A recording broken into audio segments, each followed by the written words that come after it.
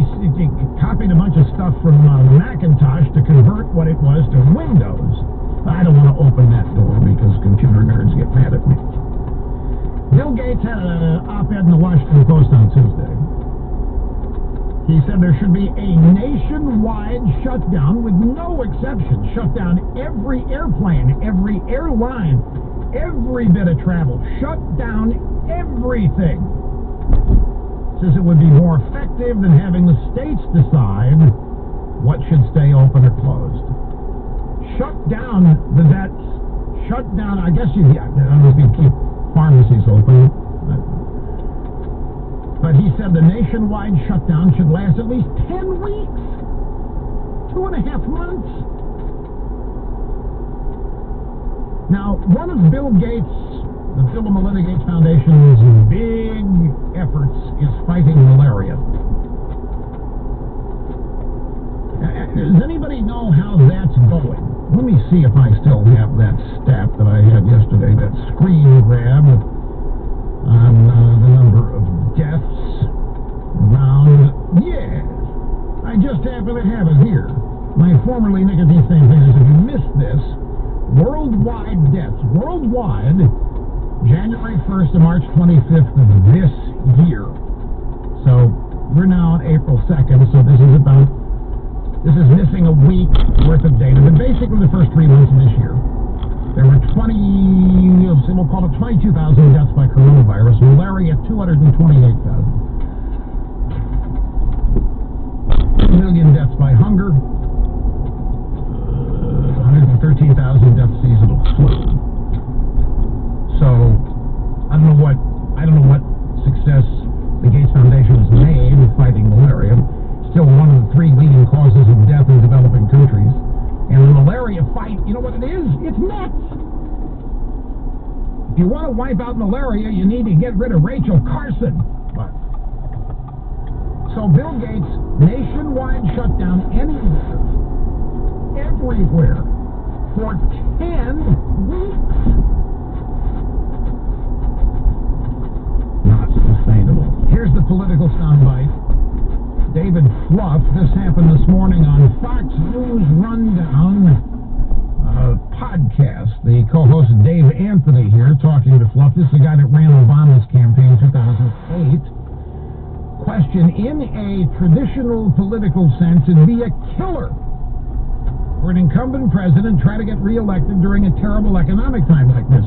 So that seems to give Biden a big advantage. Do you think there is one for Biden? You look at the economic situation and say, how can an incumbent win in that?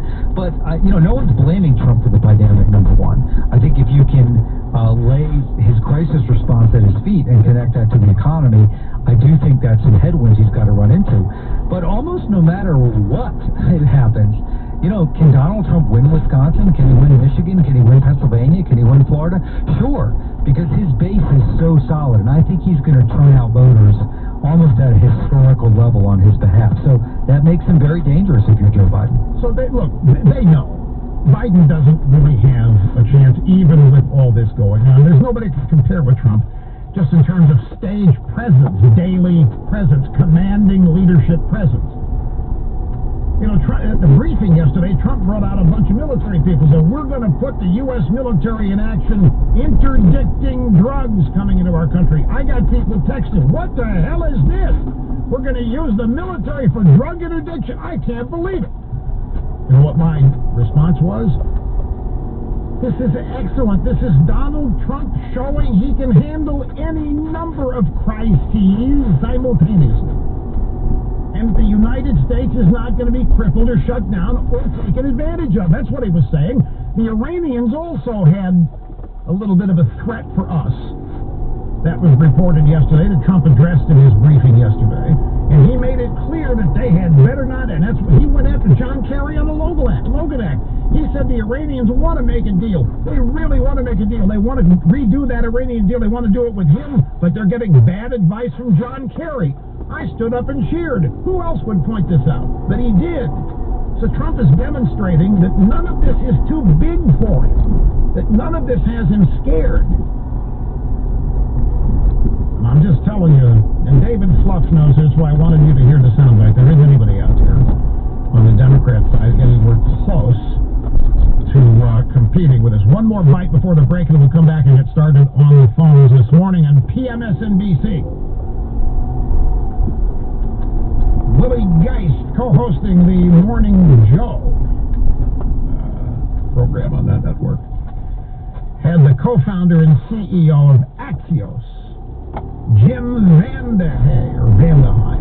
I get confused on the pronunciation of his name. I think this guy was one of the original co-founders of the Politico. And the question looks like, finally, yesterday, President made a phone call to Governor DeSantis. The dominoes fell from there, heading to the state, stay at home. Or that's another thing they're trying to do. Ron DeSantis is doing a fabulous job as governor of Florida.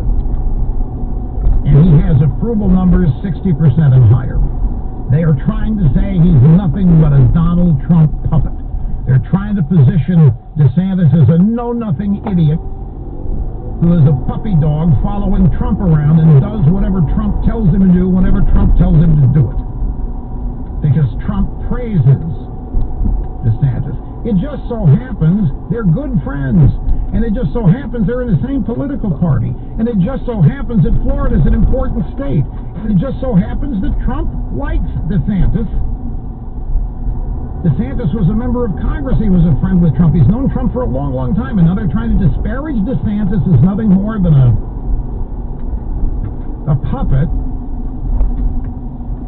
And so a couple days ago, DeSantis did issue a 30-day stay-at-home order with exceptions for essential businesses. And yes, ladies and gentlemen, EIB is an essential business in Florida.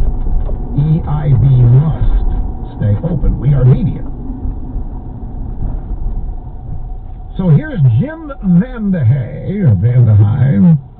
Question, looks like finally the president got DeSantis to do the right thing in Florida. What do you think about that? What you're seeing here, and this is a bigger problem for society, is information inequality. Like, why did DeSantis do what he did? Why did Georgia wait so long? It's because they were listening to President Trump, they were watching Fox News, they were listening to Rush Limbaugh, all of whom were downplaying this. The information was there, but in that information bubble, they were basically getting a lot of sort of noise and news pollution. And it has huge consequences. Come on, Jim, you know what you're saying is a crock. And you know how to pronounce my name. You know it isn't Limbo. I just got the Presidential Medal of Freedom, for crying out loud, of the State of the Union. You know how to pronounce my name. Sure, great son.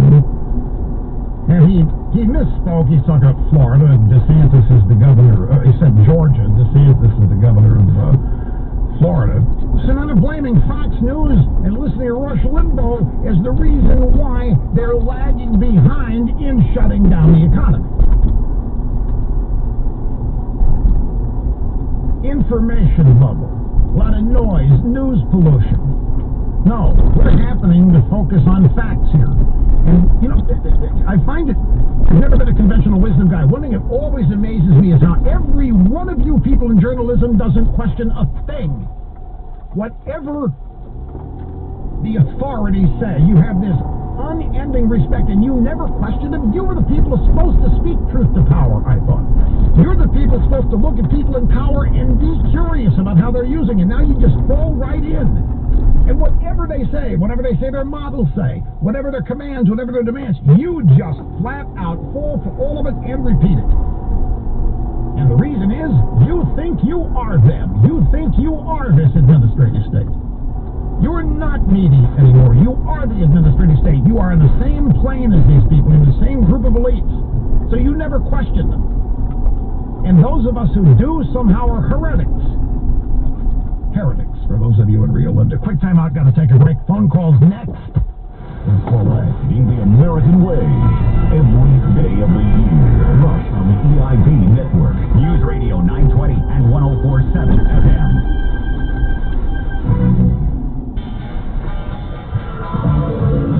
I'm Pat Woodard, and this is Stifel Investor Insights with Stifel Chief Investment Officer Michael O'Keefe. Michael, markets remain volatile. How did the stock market do yesterday? That indeed, volatility continues with the unknowns of COVID-19.